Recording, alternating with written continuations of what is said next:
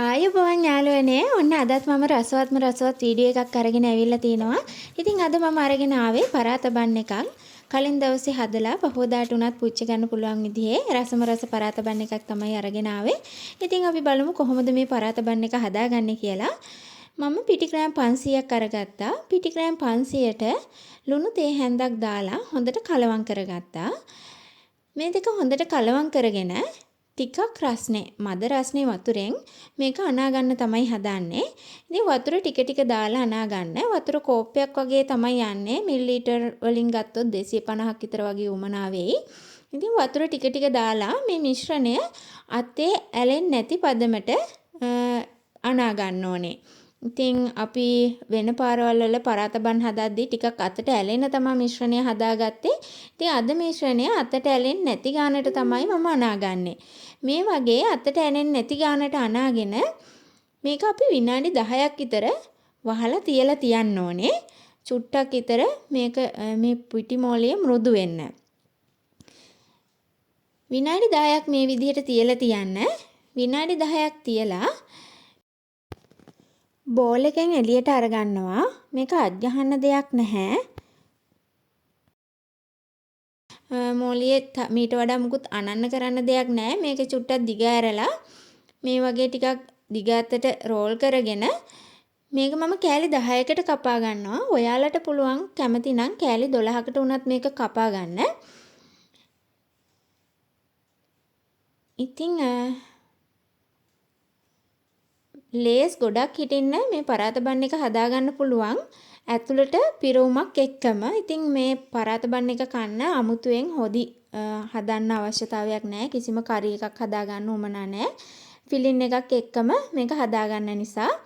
ඉතින් මේ කෑලි වලට කපාගත්තු මේ කෑලි ටික ලෑල්ල උඩ තියලා නැත්නම් මේසෙ උඩ තියලා මේ විදිහට රවුම් කරලා ටිකක් දිග අතට බෝල හදාගන්න. එහෙම නැත්නම් මෙන්න මේ වගේ අතේ අරගෙන මෙන්න මේ කොන් කෑලි ටික ඔක්කොම එකතු කරලා අතේ රවුම් කරලා හදා ගන්නත් පුළුවන්. ටිකක් මෙන්න මේ වගේ ඕවල් ෂේප් එකට හිටින්න බෝල හදා ගන්න ඕනේ. අපි මේ පාර රවුම් විදිහට නෙවෙයි බෝල හදාගන්නේ. මේ වගේ ඕවල් ෂේප් එකට හිටින්න බෝල ටික හදාගෙන පීරිසියකට තෙල් චුට්ටක් අරගෙන මම මේ හැම බෝල එකටම තෙල් තවර ගන්නවා. මේ ටිකට හොඳට මේ විදිහට තෙල් තවරලා හැම බෝල එකටම තෙල් තවරලා මේ බෝල ටික නම් තියන්න ඕනේ පැයක් විතර. මේක හොඳට වහලා කවර් වෙන්න වහලා පැයක් විතර තියලා තියන්න. ඒක පිපෙන්න ඒ විදිහට තියලා මම දැන් කරන්න යන්නේ මේකට ගන්න ෆිලින් එක හදාගන්න. මේකට මම මස් ග්‍රෑම් 300ක් අරන් තියනවා. ඔයාලා කැමති මස් වර්ගයක් අරගන්න පුළුවන්. ලුණු කොළ වලින් ග්‍රෑම් 100ක් අරගෙන තියෙනවා. පොඩි අලගෙඩියක් කපලා අරගෙන තියෙනවා. ඒකේ ග්‍රෑම් 100ක විතර ප්‍රමාණයක තමයි අරගෙන තියෙන්නේ. පොඩි රට ලුණු ගෙඩියක් කපලා අරගත්තා. ඒ වගේම සුදු ලුණු බික් 2-3ක් කපලා අරගෙන තියෙනවා චූටියට චොප් කරලා. සෝයා සෝස් මේස හැන්දයි.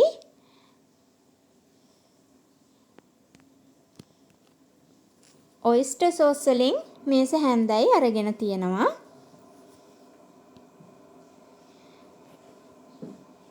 ඒ වගේම ටිකක් කටට සැරට කන්න කැමති අයට ගම්බිරිස් කුඩු තේ හැඳි පාගයයි මිරිස් කුඩු තේ හැඳයි අරගෙන තියෙනවා. ඉතින් අපි බලමු කොහොමද මේ මිශ්‍රණය හදාගන්නේ කියලා. භාජනයක් ලිපේ තියලා තෙල් ටිකක් එකතු කරලා ඒකට මුලින්ම සුදු ලුණු ටික දාගන්න. සුදු ලුණු ටික චුට්ටක් විතර කලවම් කරලා ඒකටම ලුණු ටිකක් දාලා මැලවෙන්න අරින්න. ලුණු ටික චුට්ටක් මැලවෙගෙන එනකොට චූටියට කපාගත්තු අල ටික මම එකතු කරගන්නවා. ඒ ගමම්ම වගේ අපි අරගත්තු මස් ටිකත් එකතු කරගන්නවා. මම මෙතන අඹරලා තමයි මස් ටික අරගෙන තියෙන්නේ. චූටි කෑලි වලට කපලා ගත්තත් කමක් නැහැ. ඉතින් මම මේ හදන පිරවුමම වෙන්න ඕනේ නැහැ. ඔයාලට කැමති පිරවුමක් හදාගන්න පුළුවන්. කැමති මස් වර්ගයක් අරගෙන මේ විදිහට හදාගන්නත් පුළුවන්. එහෙම නැත්නම් ඔයාලා කැමති වෙනත් පිරවුමක් හදාගන්නත් පුළුවන්. මස් ටික හොඳට තැඹුණාට පස්සේ අල ටිකත් තැඹුණාට පස්සේ මේකට මම සෝයා සෝස් මේස හැන්දයි ඔයිස්ටර් සෝස් මේස හැන්දයි එකතු කරනවා. ඒ දෙකත් දාලා හොඳට කලවම් කරලා ලුණු රස බලලා ලුණු එකතු කරගන්න. මොකද සෝස් වර්ග එකතු කරාම ඒවත් ලුණු රස තියෙන නිසා ලුණු රස බලලා ලුණු එකතු කරගන්න. මේ ටික හොඳට කලවම් කරලා ඊට පස්සේ ලුණු කොළ ටිකක් දාලා කලවම් කරගන්න.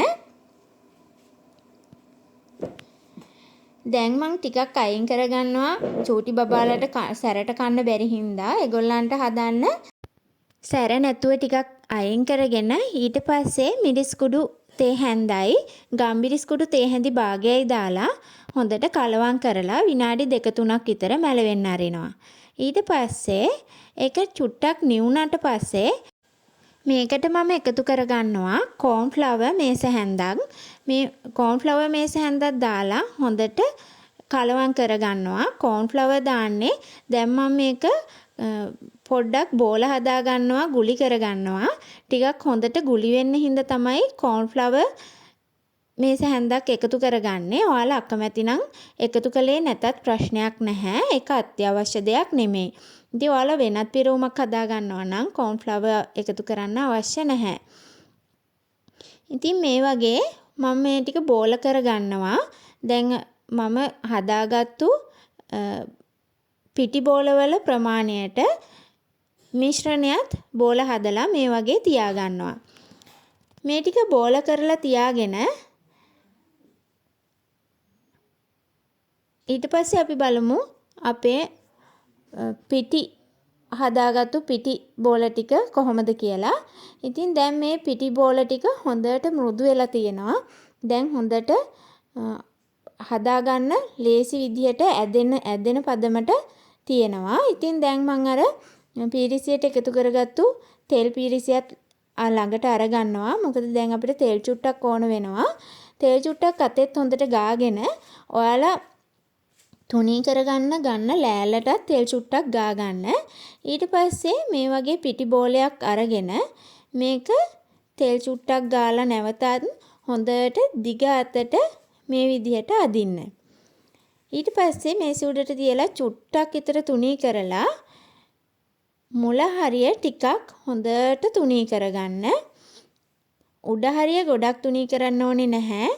යටින් පොඩ්ඩක් අඟල් 4ක විතර ප්‍රමාණයක් හොඳට දිග අරගන්න. විනිවිද පේන තරමට දිග අරගෙන අපි හදාගත්තු මිශ්‍රණයෙන් බෝලයක් තියලා මෙන්න මේ වගේ මං ඔතන විදිහට මේක ඔතා ගන්න ඕනේ. මේ විදිහට බෝලේ කවර් කරලා හිමීට අල්ලෙන් හිමීට තුනී කරන ගමන් මේක ඉස්සරහට තුනී කරගෙන එන්න. මේ වගේ ටික ටික ඉස්සරහට එන ගමන් ඔයාලගේ පිටි මෝලියත් පිටි බෝලෙත් හොඳට තුනී කරගන්න ඕනේ. පිටි බෝලෙත් තුනී කරන ගමන් පස්සට අදින ගමන් මේ බෝලේ ඔතා ගන්න. මෙන්න මේ වගේ පිටි එක දිග අරින ගමන් ඔතා ගන්න ඕනේ.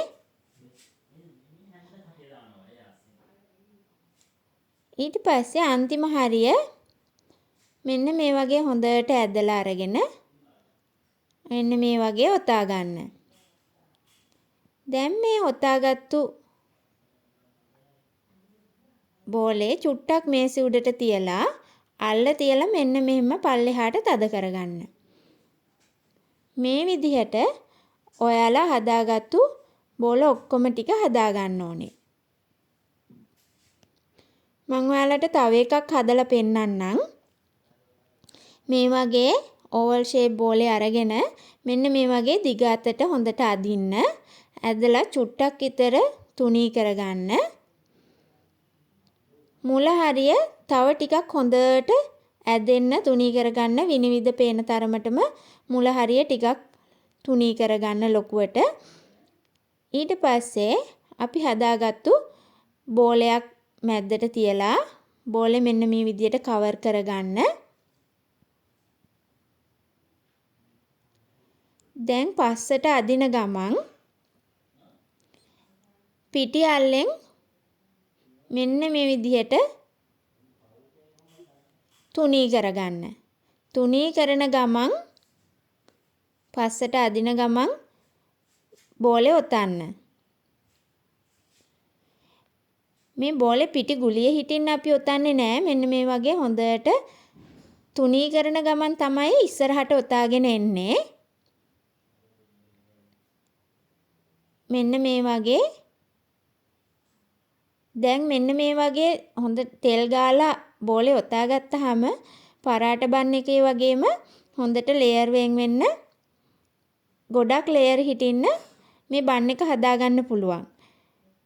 බන් එක හදලා ඉවරුනාට පස්සේ මම ඔයාලට පෙන්නන්නම් ගොඩක් ලේයර්ස් හිටින්න ඇතුලේ මේ පරාත බන් එක හදනවා කියලා. මෙන්න මේ වගේ හොඳට ඔතාගෙන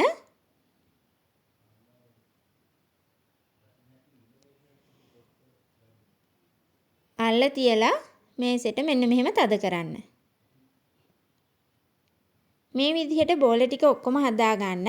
දැන් ඔයාලට දැම්මම හදන්න ගන්නවා නම් විනාඩි 10ක් විතර තියලා තියන්න.